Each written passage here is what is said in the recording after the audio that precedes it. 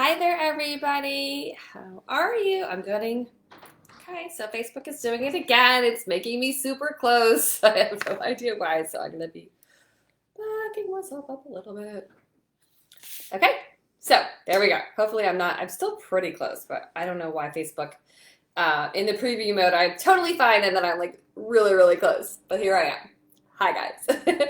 Okay, so this week I am going to be talking about intuitive eating and sharing with you a three-step plan to become an intuitive eater without gaining a ton of weight. So if you are new to the stress-free eating community, my name is Claire Ketchum, and I am a mom and a consistency health coach, and I am on a mission to teach women who are ready to ditch restrictive diets for good how to create a personalized and pleasurable eating plan so they can actually stick to it and finally lose weight for good. So if you know of anybody else who is also on this journey and would benefit from being a part of this community, please invite them to join us. And if you're here live, go ahead and say hi and let me know that you are here. And if you're watching the replay, go ahead and put a hashtag replay and join the conversation. Okay, so again, today we are going to be talking about how to eat intuitively without gaining a ton of weight. And at the end, I'm going to share a three-step plan on how to get started with that. Okay, but before we begin, I wanted to just check in with you guys and let me know, like, where are you with intuitive eating? So, like, if 0 is, like, I've really never even read anything about it or know anything about it, and 10 being like, oh yeah, I'm pretty familiar with it. I consider myself an intuitive eater, and I just sort of wanted to, see what you had to say. Like, on a scale from 0 to 10, where are you as far as like your knowledge of being an intuitive eater? So just go ahead and pop that in the comments. Even if you're watching the replay, I'd love to know where you are as far as like on your intuitive eating journey. So I have been eating intuitively for, I don't know, at least 7 years. But recently I started just getting like being on Instagram a little bit more, and I started following some, intuitive eating coaches, and there were so many posts about like, oh, if you crave this, just eat it. And, don't deny yourself. And, oh, it's the holidays, like go stock up on candy. And so every day I was sort of being bombarded by these posts about eat what you want, don't deny yourself, eat what you want, don't deny yourself, which is definitely important and definitely a part of intuitive eating.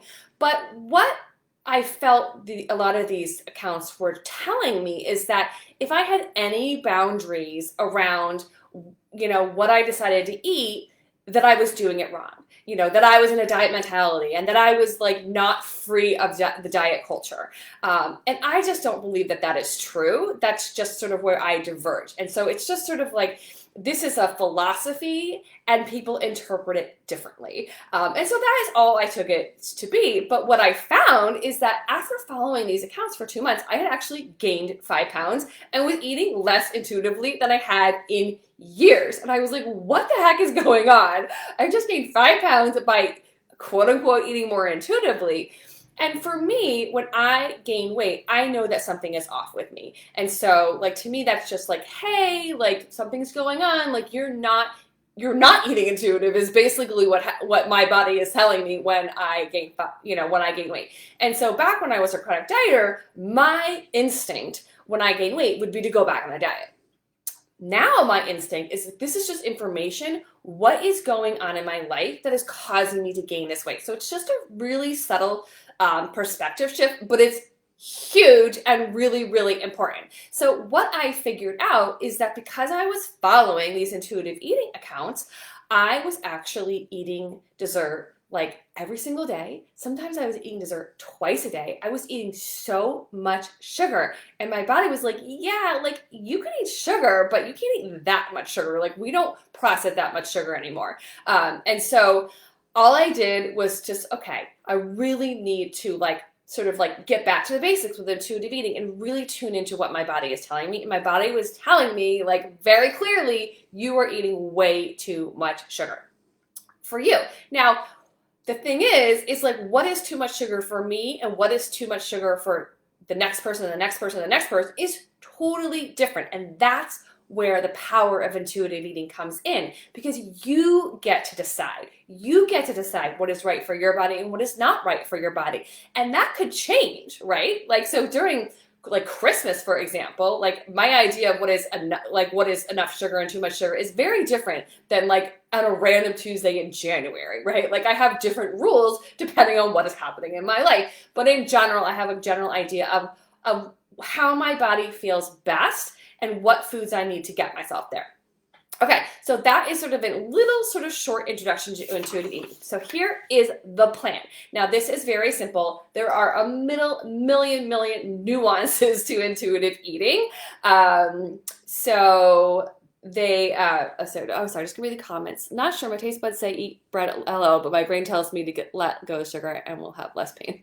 Yeah.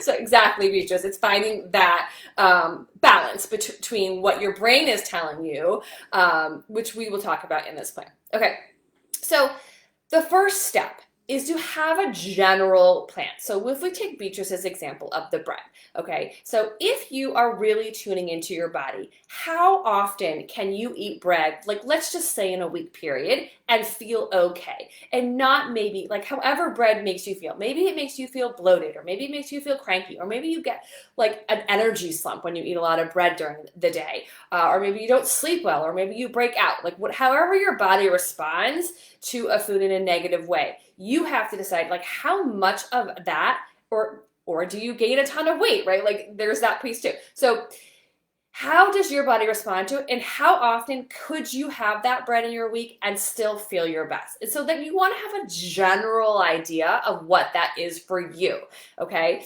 And there are nuances to figuring that out, but basically you just tune into how your body is feeling after you've eaten the food, and then you start to get a better idea of what foods are and are not working for your body. So the first step is to have a general plan about how much you want to eat of certain foods which you know you don't agree with your body as much, or you're trying to eat less of in general. The next step is when you are craving something, right? So when you are craving something that you try not to eat as much because you know it doesn't agree with your body, ask yourself, what am I really craving right now? So that is tuning into your intuition. What am I really craving right now? And you might actually be craving bread because you are out to lunch with a friend and this is a special occasion and you're really excited and the bread looks amazing and you're gonna have a piece. And you might just be looking at a piece of sliced like sandwich bread from the grocery store, and the craving really has nothing to do with the bread. It's just something coming from inside of you. And so what are you really craving? So you might really be craving, time with a friend. You might be craving a meditation. You might be craving a walk. You might be craving a creative outlet, right? Like it doesn't necessarily mean that you're craving bread just because you crave it. It's just a trigger, right? And so like what emotions are driving that? And so those are the little nuances that you start to listen to and pay attention to when you ask yourself this question. What am I really craving right now? And if it's the bread, if it's lunchtime and you're hungry, then 100% go eat the bread, right? But if you're like, I would actually, if I'm really listening to what my body wants, I've actually had a lot of carbs today and I would feel better if I ate something lighter, right? And you start to listen to your body and you start to listen to those signals and get a better idea of what your body really, really wants. However, sometimes the craving is emotional and we need to deal with the emotions that are coming up from the craving. And just because your body doesn't actually want it doesn't mean the craving goes away. And so the third step of the plan is to have some sort of strategy in place to reduce that physical craving when it's coming from an emotional place. And the best way to do that is with the emotional freedom technique. And I did a training, oops, I just kicked my garbage can. I did a training a couple weeks ago about how to use the emotional freedom technique to crush your cravings and take back control.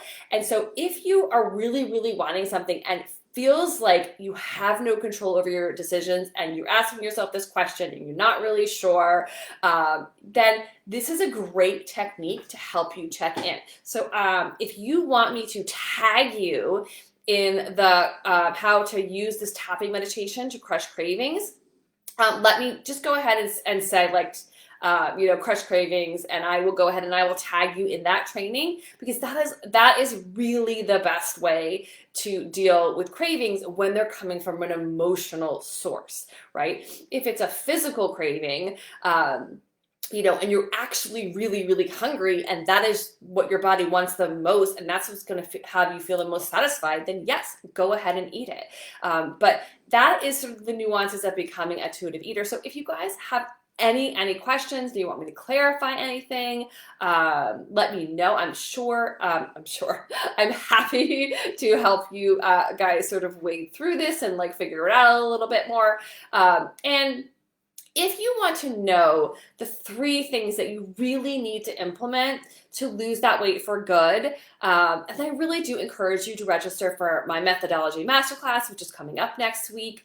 And if you know anybody else who would benefit from this training, please do invite them to come join us and to watch the replay. Okay, guys, have an awesome day. I'll talk to you later. Bye.